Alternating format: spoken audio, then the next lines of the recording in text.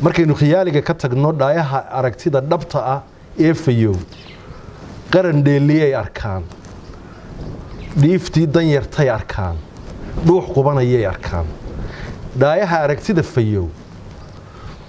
taladii dalka oo lala ambaday bay arkaan bal madaxweynuu noqday oo lacag wuu haystaa oo dhul wuu haystaa oo baloodhuu haystaa maxaa qaadka ina Jabuuti soo dejiyo u geeyay maxamed nuur fadal baa waxa laga hayaa maxamed nuur fadal rag intuu dhulka kala jiruu dhowris leeyahay hadii la isdhex galo waa dagaal waxa dhaboobaayay hala kala fogeeyay ciidamada bismillaahir rahmaanir rahiim alxamdulillaahi rabbil caalamiin والصلاة والسلام على سيدنا محمد صلى الله عليه وسلم دمان شعب وينات جمهورية الصومالي لاند ملك ستيت جوغان وان سلامية السلام عليكم ورحمة الله وبركاته دلكو حالد iyo duruuf adag buu ku jiraa dagaal sokeeyo ku jiraa diif iyo dihaal buu ku jiraa silic iyo sicir barar buu ku jiraa sicir bararku maaha ka dunida wada saameeyay ee dagaalka Ruushka iyo Ukraine sababay maaha waa sicir barar la kowsaday xil qaadashadii Muuse Biixi 2017 markuu 8 bilood xilka hayay iyo dalka waxa ku habsaday sicir barar iyo culays dhaqaale aad iyo aad u culus waxa inta inoo weheliyay abaar muddo xileedka Muuse jirtay 5 sanadood abaartaas mid miyi iyo mid magaalaba way lahayd hadiyo goor marka dal dulmi ka jiro marka cadaalad darro ka jirto marka xabad iyo xarig ay xukuumaddu ku eerato marka qafaalasho iyo qalalaas dhaco deeqda Ilaahay way gudhaa sidii la arki jiray abaartaami iyo mid magaalo oo maamul xumo dhaqaale maal jacayl iyo musuqmaasuq keenay iyo dalka iyo dadka ku habsatay waxa taa inoo dheer oo shacab weynaha jamhuuriyadda Soomaaliland iyo qaybo badan oo bulshada u dheeraa dhafoortaabad iyo agajuglayn aburin iyo u dheeraa Ilaahay ha u naxariistee hayba galaal baa waxa laga hayaa dhudhubiso iyabaan helay dheeliyo kale ee abaar dhiiran lagu shaabaho iyo dhuuxday dunidii dhafoortaabad iyo weerar baa waliba noo dheere iyadoo abaarta baahsan ee gaagmareebta ay jirto oo biyo iyo baadba la laayahay Muuse waa ka konton gaari oo V8 intuu istaba dhigo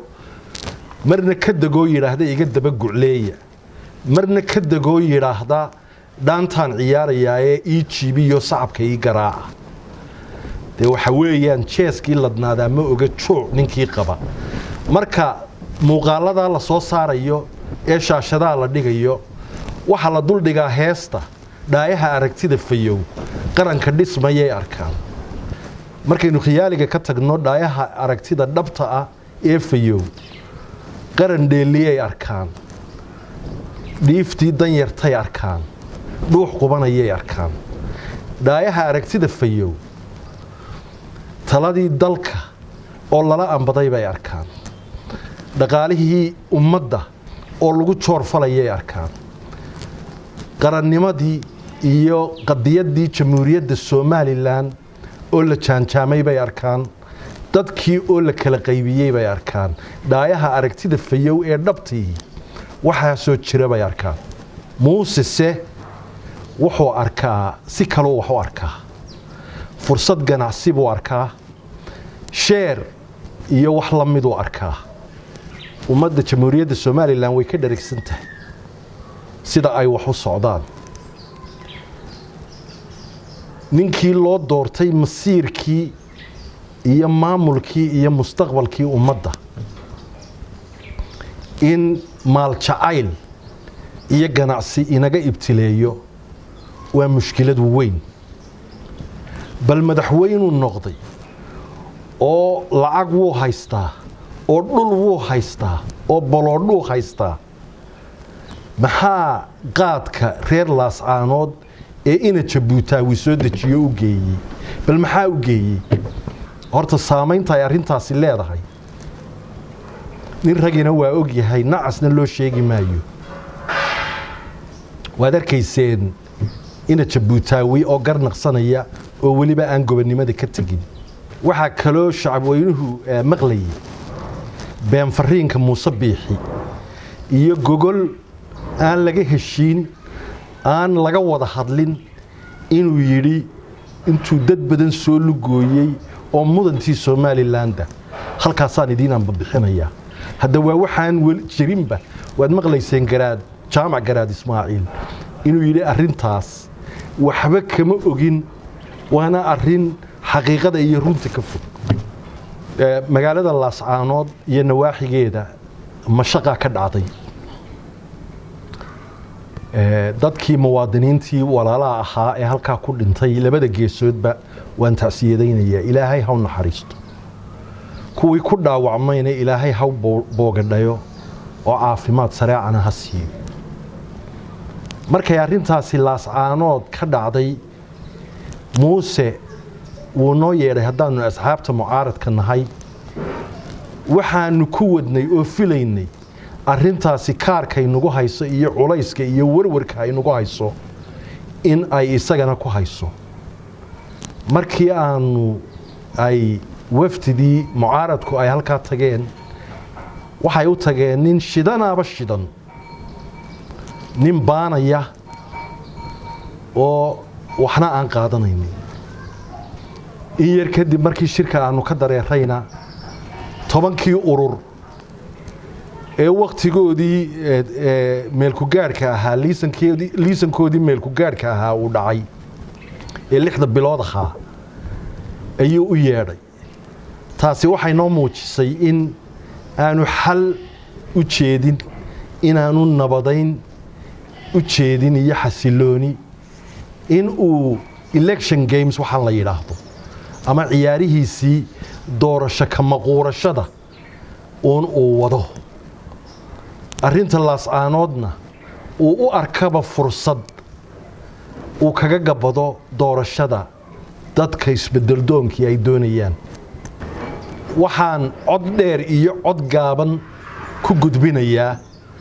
taladii maalinta shirka sabtida aanu ku siinay ee ahayd si xaban joojintu ay u hirgasho ay u dhaqan gasho in ciidamada la kala fogeeyo oo ciidamada qaranka Jamhuuriyadda Somaliland dib magaalada looga guro taasaanu ku talinay iminkana taasaanu ku talinaynaa int macquul maaha ciidankii oo isu muuqda